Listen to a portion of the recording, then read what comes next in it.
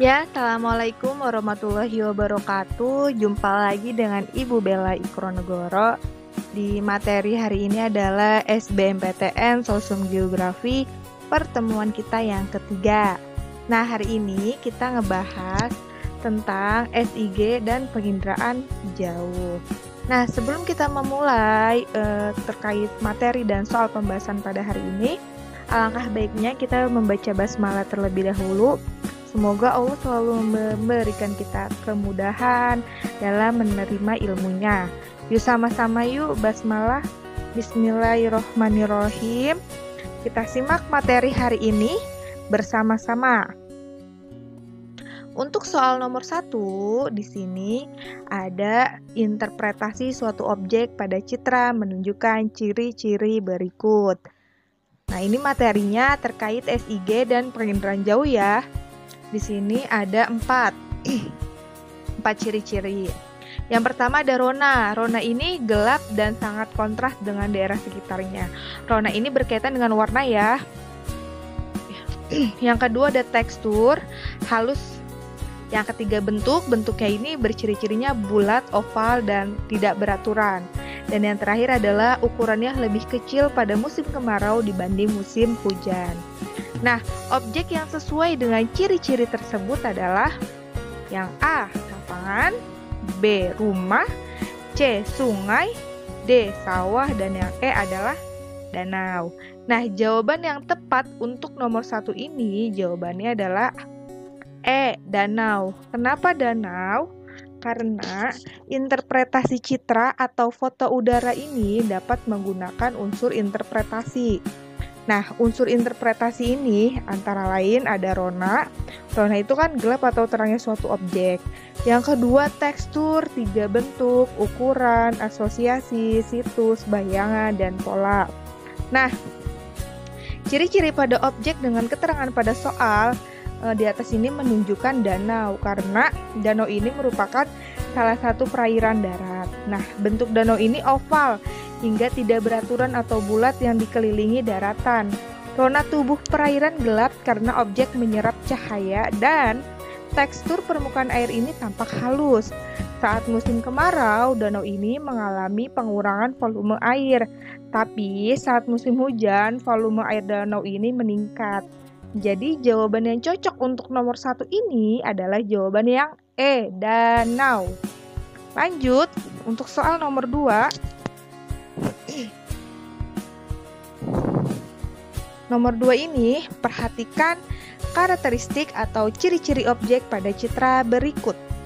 1. Berbentuk persegi 4. 2. Pola memanjang mengikuti 2 garis sejajar. 3. Jarak antara persegi 4 sama. Yang keempat adalah terdapat lahan kosong di sekitarnya. Nah, berdasarkan interpretasi tersebut, maka objek yang dimaksud ini adalah yang A, ada permukiman transmigran, yang B, ada permukiman berpola radial, yang C, ada lahan di tepi sungai, yang D, pabrik di pinggir jalan raya, dan yang E adalah perkantoran di tepi jalan raya. Nah, untuk nomor 2 ini berdasarkan ciri-ciri objek yang disebutin pada soal, jawaban yang cocok ini adalah jawaban yang A, permukiman transmigran. Kenapa? Karena objek dengan bentuk persegi 4 pada citra didefinisikan sebagai permukiman transmigran. Hal tersebut ini diketahui karena polanya teratur, mengikuti jalan, dan banyak lahan-lahan yang belum tergarap di sekelilingnya. Jadi jawaban yang cocok untuk nomor 2 ini adalah jawaban yang A, permukiman transmigran.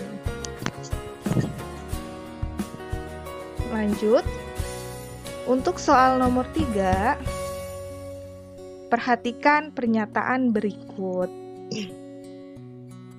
1. Menganalisis dan membuat perakiraan cuaca. 2. Pengamatan pasang surut air laut. 3. Pemetaan daerah rawan bencana. Yang keempat, memperkirakan terjadinya hujan. Dan yang kelima adalah memprediksi terjadinya badai. Nah, berdasarkan pernyataan tersebut, yang merupakan manfaat penginderaan jauh dalam bidang klimatologi, ditunjukkan nomor. Nah, kita harus tahu dulu nih, klimatologi ini apa? Klimatologi ini adalah bidang ilmu yang mempelajari tentang unsur-unsur iklim, seperti kondisi cuaca, selanjutnya unsur-unsur cuaca. Nah, jadi jawaban yang cocok untuk nomor 3 ini adalah jawaban yang B, 1, 4, dan 5. Karena klimatologi ini mempelajari tentang unsur-unsur iklim. Unsur-unsur iklim ini kan ada 1, memperkirakan cuaca, terus memperkirakan terjadinya hujan, dan yang terakhir adalah memprediksi terjadinya badai. Jadi yang cocok untuk jawaban nomor 3 ini adalah jawaban yang B. Karena klimatologi ini berkaitan dengan unsur-unsur iklim. Lanjut, untuk nomor 4, dengan adanya curah hujan yang tinggi dan banyaknya genangan air, maka akan banyak terjadinya wabah penyakit dan bencana. Nah, penggunaan peta drainase, peta daerah aliran sungai, peta penggunaan lahan, dan peta topografi apabila diolah dengan menggunakan sistem informasi geografis atau di overlay, dapat dimanfaatkan untuk analisis daerah yang berpotensi yang A, kekeringan, yang B, rawan longsor, yang C, bencana banjir, yang D, sumber daya air tanah, yang E adalah penyakit DBD. Nah, kita lihat ya, kita simak pembahasannya. Jadi, daerah endemik demam berdarah ini dapat dideteksi dengan adanya wilayah-wilayah yang selalu tergenang air dan kondisi curah hujan. Jika digabungkan dengan peta drainase, peta penggunaan lahan, dan peta topografi, maka akan menghasilkan output berupa informasi geografis yang dapat digunakan untuk menganalisis daerah endemik penyakit DBD. Jadi jawaban yang cocok untuk nomor 4 ini adalah jawaban yang E, penyakit demam berdarah.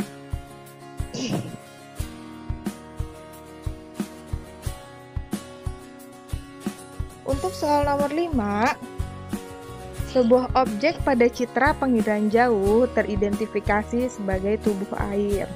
Nah, objek tersebut memiliki karakteristik warna agak cerah atau ciri-ciri agak cerah. Nah, kondisi tersebut menunjukkan tubuh air pada kondisi yang A, dalam keadaan keruh, yang dangkal dan jernih, yang C, dangkal dan keruh,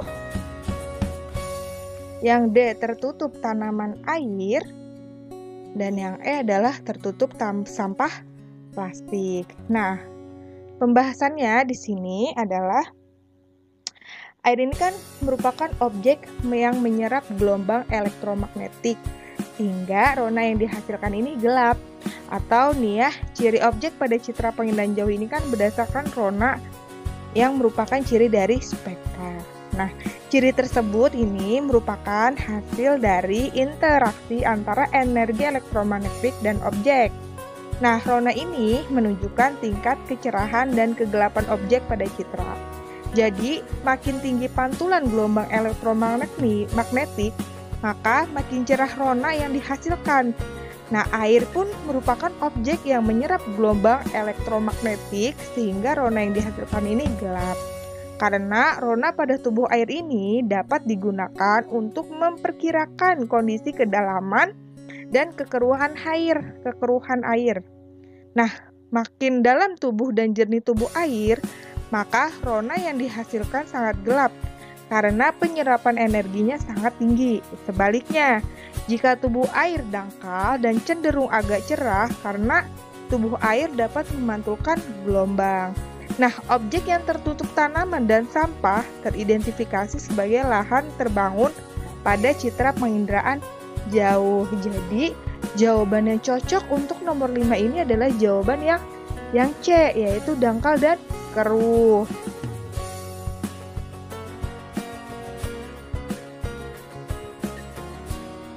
Untuk soal nomor 6, di sini keberadaan halte bus sangat membantu masyarakat untuk memperoleh sarana transportasi.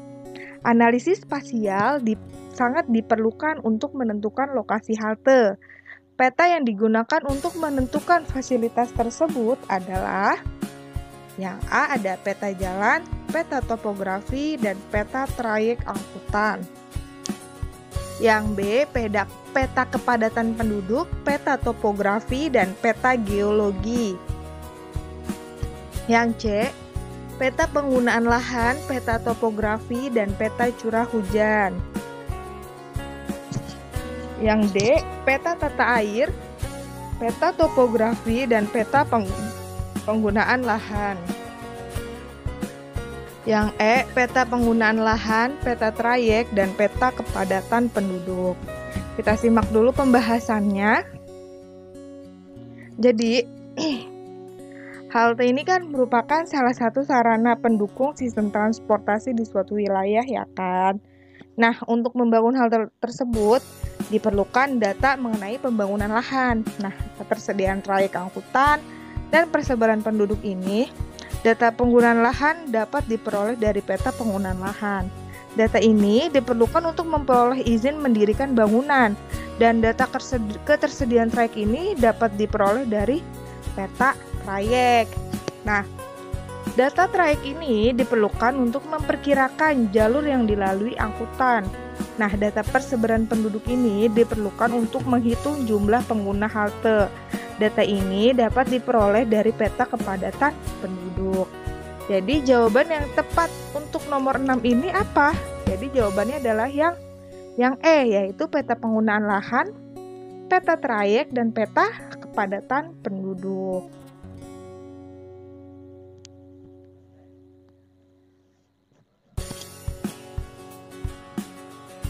Lanjut, soal pada nomor 7.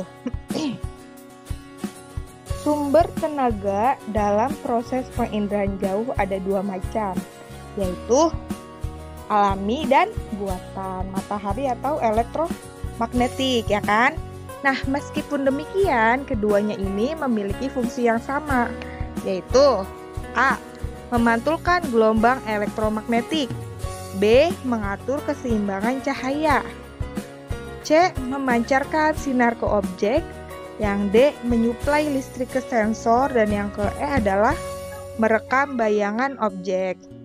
Nah, kita lihat dulu nih pembahasannya. Kalian harus ingat ya, yang namanya komponen penginderaan jauh adalah sumber tenaga. Nah, sumber tenaga ini memancarkan sinar bermuatan gelombang elektromagnetik sehingga objek yang ada di permukaan bumi ini dapat terdeteksi.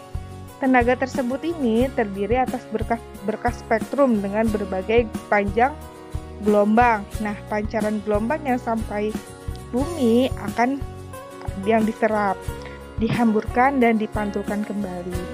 Sumber tenaga alami penginderaan jauh adalah matahari, sedangkan sumber tenaga ini berasal dari sensor yang digunakan. Jadi jawaban yang C ini adalah jawaban yang nomor 7 ini adalah yang C, memancarkan sinar ke objek.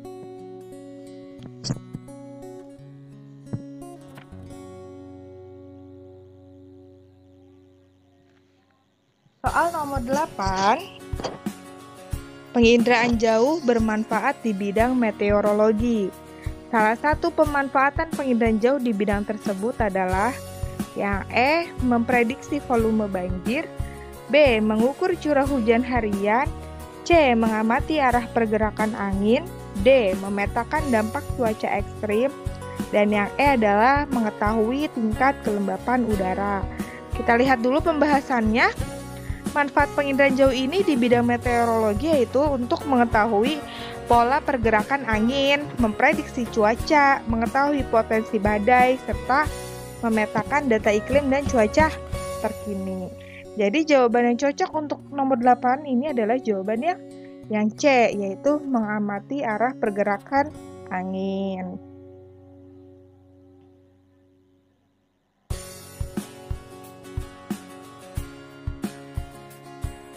soal ke-9, sistem informasi geografis memiliki tahapan memasukkan, mengelola, dan memanipulasi data.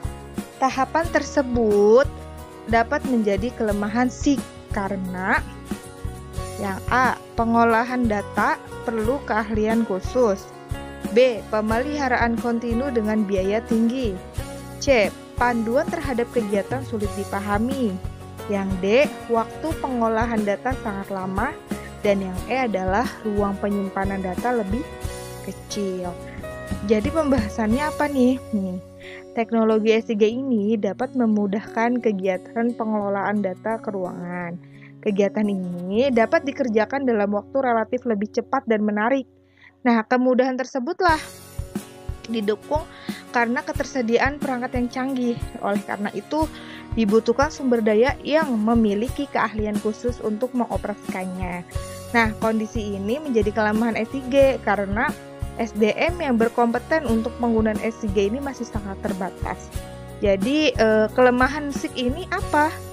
Yaitu yang A, pengolahan data perlu keahlian khusus. Jadi, nomor 9, jawaban yang tepat ini adalah jawaban yang A. Lanjut, soal terakhir, soal nomor 10. Kalian perhatikan gambar berikut ini. Gambar apa ya ini? Kalau kalian, ini adalah gambar apa? Sumber tenaga. Ininya adalah objek, lalu memantulkan. Ini apa yang ditanyakan? Nah, kita lihat dulu ya. Fungsi komponen X dalam proses penginderaan jauh pada gambar tersebut adalah yang A. Menerima pantulan gelombang. B. Meneruskan gelombang elektromagnetik menuju objek. Yang C. Mengurangi hamburan gelombang cahaya di atmosfer. Yang D. Menghasilkan tenaga cahaya untuk mengenali objek. Dan yang E adalah merekam fenomena atau objek di permukaan bumi. Pembahasannya adalah bagian yang ditunjuk huruf X ini adalah sensor. Ini adalah sensor, ini adalah sumber tenaganya, ini objeknya. Nah, fungsi sensor ini seperti kamera dalam kehidupan sehari-hari, yaitu untuk merekam kenampakan objek. Mana nih yang jawaban merekam? Jadi jawaban nomor 10 ini adalah jawaban yang E, merekam fenomena atau objek di permukaan bumi. Nah, interpretasi citra atau foto udara ini dapat menggunakan unsur interpretasi. Nah, jadi proses penginderaan jauh ini melibatkan beberapa komponen penting. Nah, bagian yang ditunjuk oleh huruf X ini nih adalah sensor. Nah, ingat ya, fungsi sensor ini seperti kamera dalam kehidupan sehari-hari untuk merekam kenampakan objek. Nah, sensor penginderaan jauh ini digunakan untuk merekam kenampakan permukaan bumi. Salah satu contoh sensor yaitu satelit kamera. Satelit yang sering digunakan misalnya satelit SPOT dan Landsat dan lain sebagainya. Nah, untuk materi dan pembahasan sistem informasi geografis dan penginderaan jauh ini cukup sampai di sini. Sebenarnya masih banyak lagi soal-soalnya. Karena keterbatasan waktu, jika ada yang ingin ditanyakan, silahkan di classroom atau di WA group. Kurang lebihnya Ibu tutup. Semangat, terus belajar dan berdoa. Assalamualaikum warahmatullahi wabarakatuh.